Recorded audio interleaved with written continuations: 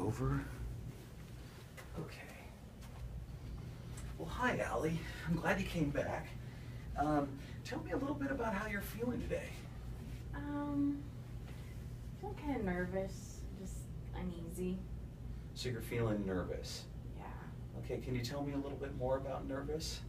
I haven't been doing well in math, and I'm not really doing extra stuff.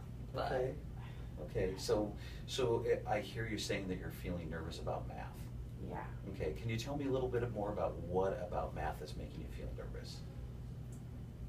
It doesn't come easy to me, Okay. like my friends, and sometimes I just don't get it. Okay. So, what are some of the physical things that you feel when you're feeling nervous about math? I get kind of tense, Okay. and my heart races pretty fast. Just kind of on edge. Okay. And you said something about how your friends do in math. How does that make you feel? It seems like they don't have to try at all, and it just is easy. Okay, all right. And is there anything in math that's been going on lately that makes you feel this way? I haven't been doing well on the homework assignments. Okay. Like just C's, barely, and I just don't get it. Okay, all right. And can you describe, you're saying you're not getting it, can you tell me just a little bit more about that? Like I remember when I go and sit down to do my homework, I remember her talking about this, and I look at my notes, and it just doesn't click, so I feel like only half the work is done, so then I don't get it right. Okay. And then the tests, I bomb because I don't get it. Okay. And how does it make you feel when the homework isn't going very well for you? Frustrated. Okay. Really frustrated.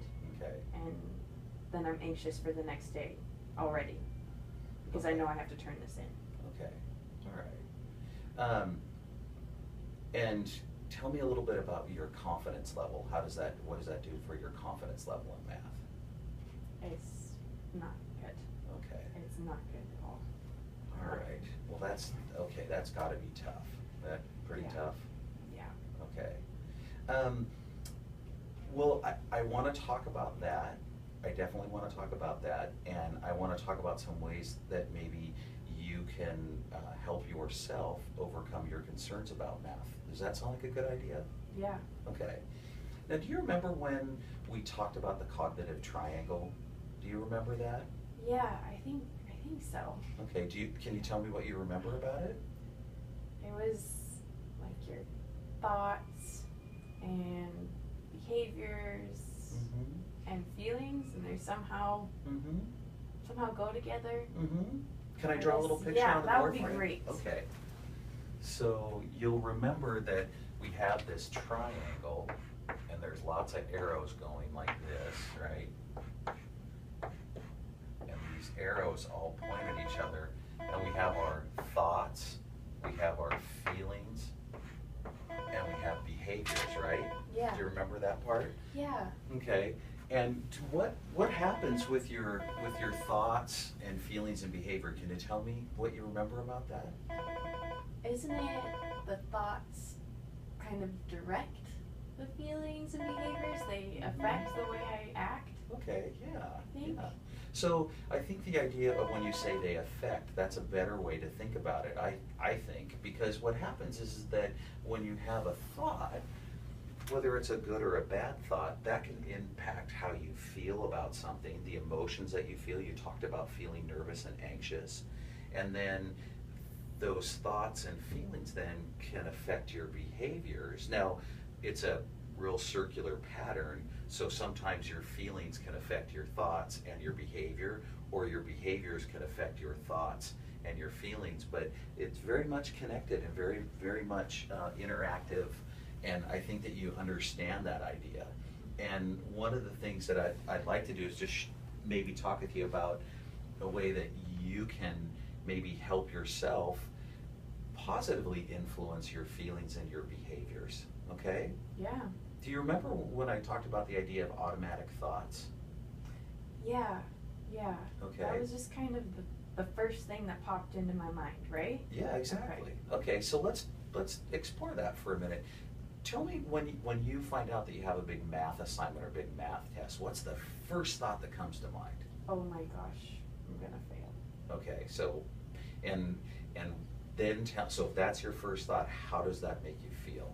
I am already anxious for the test, even though it might even be 2 weeks away. Okay. Then I'm thinking about all the homework assignments that I'm not going to understand. Mm-hmm. And then I know I should go and try and get some help, but then I'm terrified. Mm-hmm. I get so anxious about that I don't go. Okay.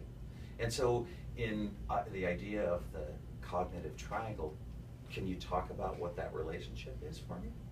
So I guess the thought would be I'm going to fail Mm-hmm. and I'm scared. Okay. And that would be kind of the feeling too. Mm-hmm. And that I'm anxious Mm-hmm. and nervous. Yeah.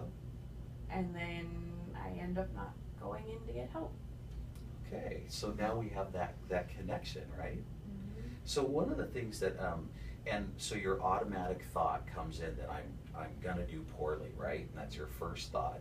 And one thing that we can do is try to stop that automatic thought from influencing our feelings and behavior. And just by being aware of the automatic thought is a important thing. But then there's also the idea of how can you change that automatic thought with a better thought, okay? So I want to do a little bit more drawing on the board for you, okay? Okay.